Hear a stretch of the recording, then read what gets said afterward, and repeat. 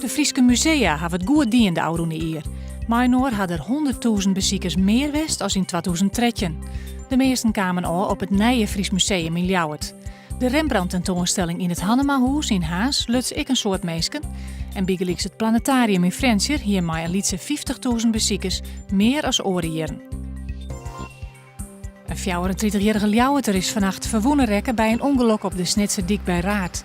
Zijn autorekker van de diek botste tegen een beam en kwam in een sleert daar stilstaan. De brandwacht en een buurtbewoner hadden de auto met een trekker uit de sleert hellen. Het slachtoffer is naar het ziekenhuis gebracht.